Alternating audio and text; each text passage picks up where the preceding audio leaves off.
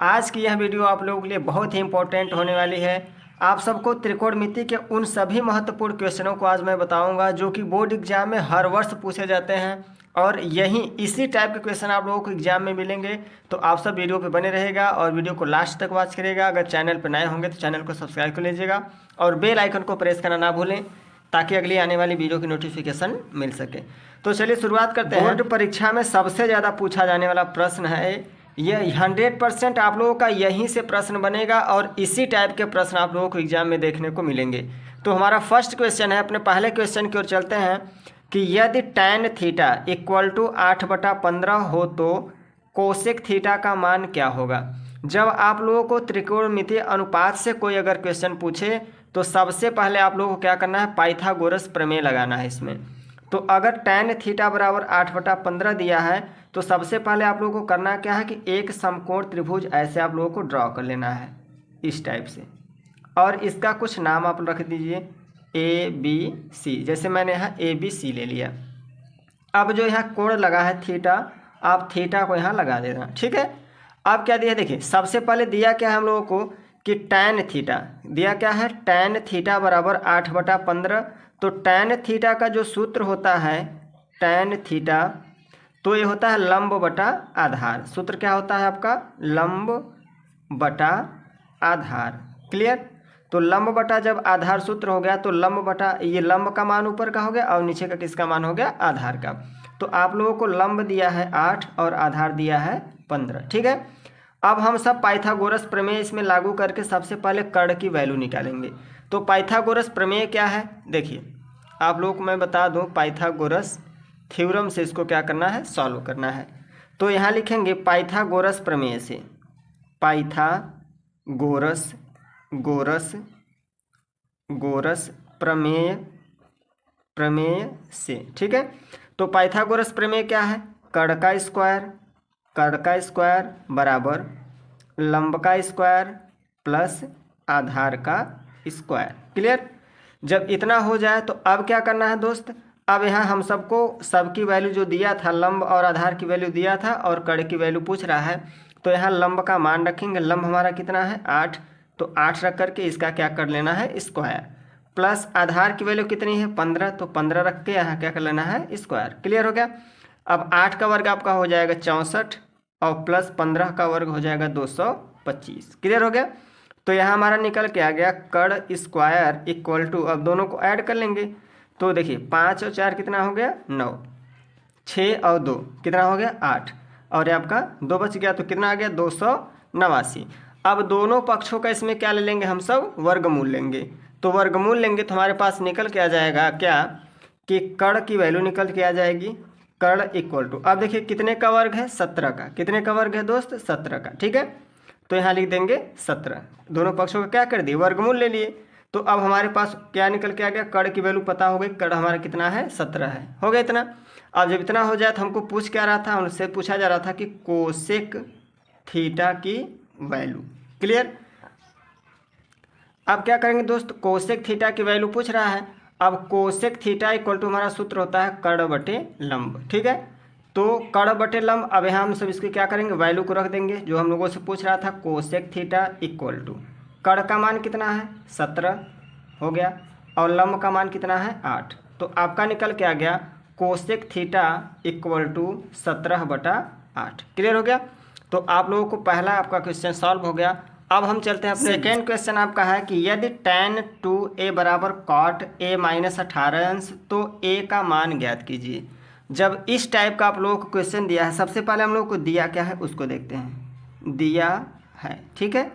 तो क्या दिया है, यहाँ हम सबको दिया है कि tan 2a equal to cot a - 18 अंश। क्लियर।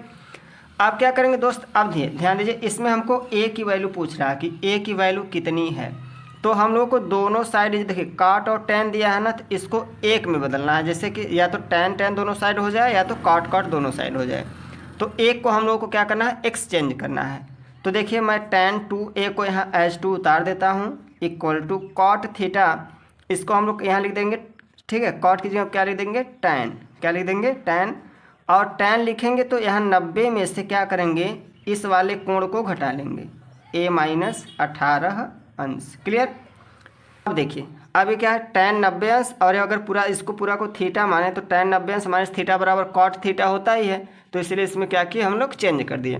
अब देखो tan दोनों साइड से हम सब काट सकते हैं, तो कट गया तो हमारे पास बचा क्या है, यहाँ बचा 2a इक्वल टू यहाँ से क्या बचा 90 अंश माइनस। ठीक है, अब क्या करना है, जब ब्रैकेट के पहले माइनस चिन्ह लगा तो अंदर के चिन्ह को क्या करते हैं, चेंज कर देते हैं। तो a और यहाँ माइनस है तो क्या लिख देंगे प्लस, और आपके हो जाएगा 18 अंश। ठीक है, अब a को ट्रांसफ़र इस साइड कर देते हैं, तो a को जब ट्रांसफ़र करेंगे तो 2a ऑलरेडी है और a आएगा तो प्लस में a हो जाएगा इक्वल टू 90 और 18 को ऐड कर लेंगे तो हमारे पास आ जाएगा 108। क्लियर हो गया। अब चलिए इसको आगे देख लेते हैं, तो 2a और एक और a, तो हमारे पास कितना हो गया 3a इक्वल टू 108 अंश। ठीक है, अब a का मान निकालेंगे तो 3 हमारा कहाँ जाएगा बट्टे के रूप में, तो 108/3।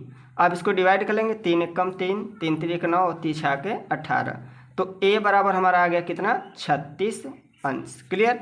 तो a की वैल्यू हम लोगों से पूछ रहा था, तो a की वैल्यू कितनी आ गई 36 डिग्री। ठीक है, चैप्टर का वीडियो तैयार करके आप लोगों को दूंगा, जैसे त्रिकोणमिति का है वैसे हर एक चैप्टर के इंपॉर्टेंट क्वेश्चन को मैं बताऊंगा। ठीक है, तो चलिए अपने तीसरे क्वेश्चन की ओर चलते हैं। आपका है 1 माइनस tan स्क्वायर 30 अंश whole by 1 plus tan square 30 अंश का मान होगा। तो देखिए जब आप लोगों को अंश में मान दिया हो और उसकी वैल्यू पता हो तो आप सबको रख करके उसको हल कर सॉल्व कर देना है। देखिए 1 माइनस, अब देखिए जैसे tan 30 अंश का मान दिया तो tan 30 अंश का मान हमारा होता है वो 1/3। ठीक है, अब इसका क्या कर लेंगे स्क्वायर, क्योंकि स्क्वायर लगा है, होल बाई 1 प्लस फिर tan 30 अंश का मान कितना होता है 1/3। अब इसका क्या कर लेना है स्क्वायर, इसके बट्टे में 1 आप कर सकते हो। इतना क्लियर हो गया। अब देखिए 1/1 कर लें माइनस 1 का स्क्वायर करेंगे तो 1 रहेगा, कड़ी में 3 का स्क्वायर करेंगे तो कड़ी हट जाती है, सिर्फ 3 बचेगा। ठीक है, अब क्या करेंगे नीचे का भी 1 प्लस 1 का वर्ग 1 और कड़ी में 3 का वर्ग, ठीक है 3 हो गया। अब ऊपर आप सबको भिन्न का घटाना कर लेना है और नीचे भिन्न का जोड़ कर लेना है। तो आगे चलते इसको करके दिखाते हैं इधर। तो देखिए 3 एक कम 3 माइनस 1 एक कम 1 बटे 3 एक कम 3 होल बाई 3 एक कम 3 प्लस 1 एक कम 1 बटे 3 एक कम 3। ठीक है, अब क्या करना है आगे देखिए इसको कर देते हैं, 3 में से 1 को घटाएंगे तो हमारे पास कितना बचेगा 2/3। ठीक है, अब बटे 3 में 1 जोड़ देंगे तो 4/3। अब देखिए दोहरी भिन्न हो गई, तो दोहरी भिन्न कैसे हल होती है, तो 2/3 लिख लिया। अब ऊपर का लिख लीजिए, इंटू का चिन्ह लगाकर नीचे वाले को पलट के लिखिए, जो नीचे उसको ऊपर, जो ऊपर उसको नीचे। ठीक है, अब 3 से 3 को डिवाइड कर सकते हो, इसको इसके डिवाइड कर सकते हो, तो ऊपर हमारा कितना बच्चा 1 और नीचे हमारे पास कितना बच्चा 2। ठीक है, तो आपका आंसर निकल के आ गया 1/2। क्लियर। आपका 4th नंबर का क्वेश्चन है। ये क्वेश्चन आप लोगों को बोर्ड एग्जाम में ऐसा बहुत बार पूछा गया क्वेश्चन है, इसीलिए मैंने इसको उठाया। ठीक है, तो देखिए इसमें दिया क्या है साइन a प्लस बी, यहाँ हम लोग को दिया है sine a plus B equal to √3/2। ठीक है, और एक दिया है cos a माइनस बी। तो पहले इसको हम लोग सॉल्व कर लेते हैं फिर उसको देखते हैं। तो देखिए आप थोड़ा सा ये दिमाग लगाइए, यहाँ साइन दिया है तो ये साइन में कितने अंश की वैल्यू है, ये साइन में कितने अंश का मान है। तो यहाँ देखिए sine a plus B equal to, ये आपका साइन 60 अंश की वैल्यू है। कितने अंश की वैल्यू है, साइन 60 अंश की वैल्यू है। इतना हो गया। अब क्या करेंगे, साइन से साइन को हम लोग काट सकते हैं, तो साइन साइन हमारा कट जाएगा, तो बचेगा a plus B equal to कितना 60 अंश। क्लियर हो गया इतना। अब क्या करेंगे दोस्त, जब इतना हो गया तो अब इसको हम लोग कंडीशन 1 बना के रखेंगे। कंडीशन 1 हो गया। अब H2 क्या करेंगे, जो हम लोग को दूसरा वाला पार्ट दिया था cos a minus B equal to √3/2। ठीक है, अब देखिए cos में कितने अंश का मान है, तो यहाँ लिखेंगे पहले cos a minus B equal to, ये हमारा cos, ठीक है कितने अंश का मान है, तो 30 अंश का। क्लियर हो गया। अब cos को हम लोग काट सकते हैं, तो यहाँ बचेगा हमारा a minus B equal to 30 अंश। इसको कंडीशन 2। अब समीकरण 1 और 2 को हल करना अच्छे से आता है, तो यहाँ लिखेंगे समीकरण 1 व 2 से, समीकरण 1 व 2 से। तो समीकरण 1 हमारे पास है a plus B equal to 60 अंश और a minus B equal to 30 अंश। ठीक है, अब इन दोनों समीकरण को हल करना बहुत अच्छे से जानते हैं आप लोग। तो दो समीकरणों को कैसे हल करेंगे, देखिए ये हमारा डिवाइड हो जाएगा, ठीक है, ये तो कट जाएगा प्लस माइनस से। अब ए और ए हमारे पास कितना हो गया, 2a हो गया। तो अब यहाँ लिख लेंगे 2a इक्वल टू, इसको ऐड कर लेंगे तो 90 डिग्री। क्लियर। अब यहाँ से a की वैल्यू निकालेंगे, 2 हमारा कहाँ जाएगा, बटे में, तो 2 बटे में आ जाएगा तो कितना आ जाएगा, 45 अंश। अब जो a की वैल्यू निकाले हैं, a का मान अब ले जाकर किसी समीकरण में रख देंगे, समीकरण 1 में रखने पर। ठीक है, तो समीकरण जब 1 में रखेंगे तो देखिए यहाँ 1 में, तो यहाँ लिखेंगे, ठीक है, a प्लस बी, जो हमारा समीकरण 1 था, a plus B equal to कितना था, 60 अंश। तो a की वैल्यू यहाँ 45 अंश रख देंगे, तो 45 अंश प्लस b। ठीक है, जब इतना हो गया इक्वल टू क्या हो गया, 60 अंश। अब b की वैल्यू निकालेंगे तो 45 हमारा कहाँ चला जाएगा, उस साइड, तो 60 में से 45 घट जाएगा तो हमारे पास बचेगा कितना, 15 अंश। ठीक है, तो a और b की वैल्यू आप लोगों ने निकाल लिया। तो इस टाइप का क्वेश्चन हर बार एग्जाम में रिपीट होता है, तो आप सब इसको अच्छे से सीख लें। ठीक है, इसको भी क्या करें हम लोग सॉल्व कर लेते हैं। देखिए 2 tan, यहाँ tan स्क्वायर 45 दिया, तो tan 45 अंश के यहाँ पर हम लोग क्या करेंगे, वैल्यू को रखेंगे।